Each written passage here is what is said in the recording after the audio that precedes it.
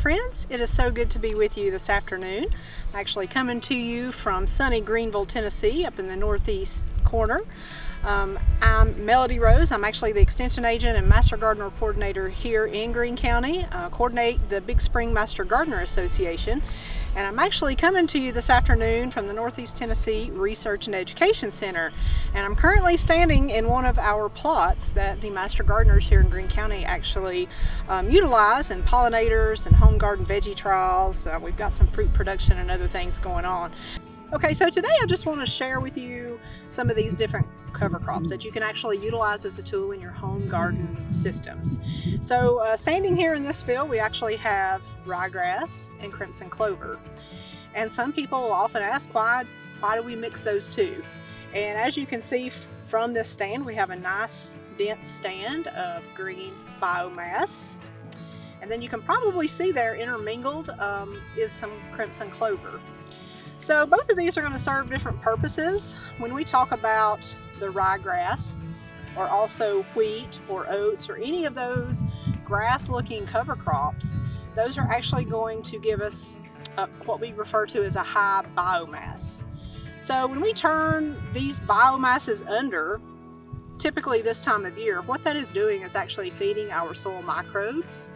And those organisms underneath the soil surface are actually breaking down that biomass and returning it into that nutrient cycle, basically. The other cover crop out here is that crimson clover.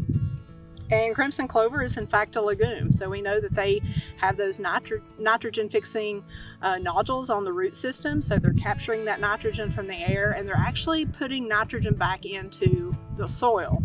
So that's why oftentimes we will mix a grass type cover crop with a legume type cover crop. So this is pretty consistent with what we will see in a lot of garden, farm and homestead type settings.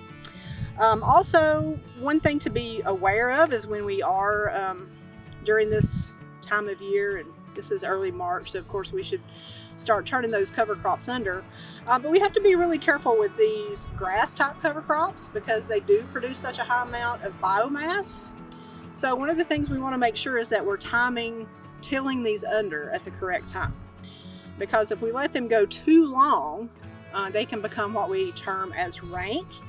And then it makes it really hard for us to get in there and be able to till that under, and it's going to tie up nitrogen in the soil. So there's a perfect little window, a nice little balance that we need to achieve when we're utilizing these cover crops.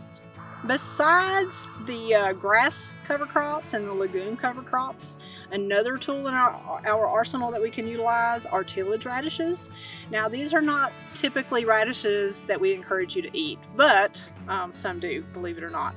But I want to just kind of show you what these look like, and you can see here in my hand we've actually got a little bit of green top left, but you'll also notice on some of these others that we've got some decay going on. So the cool thing with these tillage radishes is something that of course we're going to plant in the fall, just like we would our grass cover crops and legume cover crops. But this is actually what these radishes will produce. Now they will die back after a couple of freezes in the fall. That's why we have some of these tops, and actually you can see from a couple of these we picked off the top, so they're actually starting to decay in the ground. But the other cool thing about this is that you can see that they have this long root system. So what this is actually providing us is breaking up soil compaction. So it's really good to utilize if you've got a heavy clay area, you're just starting an area and some type of production. These are really good to help break up those soil compaction issues. They're also going to be a great tool to increase aeration, which is also going to help draw in those microorganisms underneath the soil line.